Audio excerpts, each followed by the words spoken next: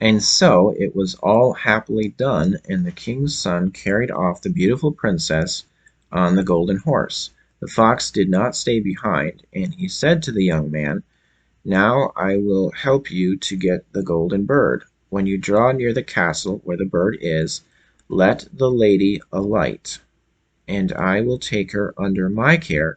Then you must ride the golden horse into the castle yard, and there will be great rejoicing to see it, and they will bring out to you the golden bird. As soon as you have the cage in your hand, you must start off back to us, and then you shall carry the lady away." The plan was successfully carried out, and when the young man returned with the treasure, the fox said, "Now what will you give me for my reward?" "What would you like?" asked the young man. "When we are passing through the wood, I desire that you should slay me and cut my head and feet off." "That were a strange sign of gratitude," said the king's son, "and I could not possibly do such a thing." Then said the fox, "If you will not do it, I must leave you, but before I go, let me give you some good advice. Beware of two things: buy no gallows meat, and sit at no brook side." With that the fox ran off into the wood.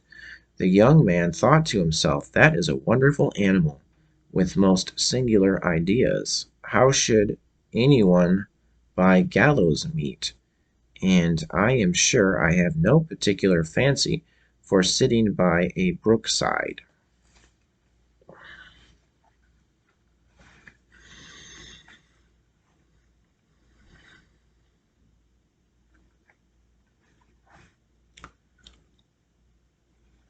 So he rode on with the beautiful princess, and their way led them through the village where his two brothers had stayed.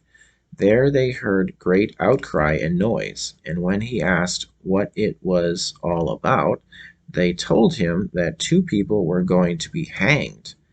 And when he drew near, he saw that it was his two brothers, who had done all sorts of evil tricks, and had wasted all their goods. He asked if there were no means of setting them free. "Oh, yes, if you will buy them off," answered the people. "But why should you spend your money in redeeming such worthless men?" But he persisted in doing so, and when they were let go, they all went on their journey together.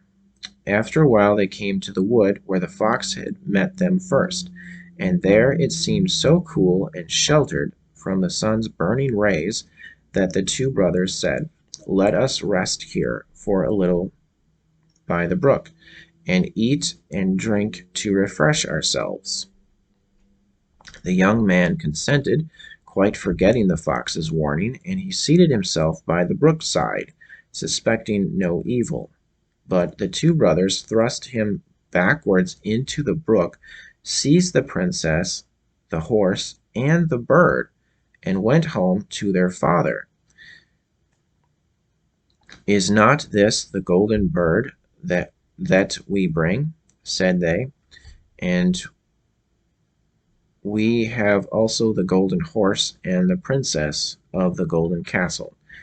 Then there was great rejoicing in the royal castle, but the horse did not feed, the bird did not chirp, and the princess sat still and wept.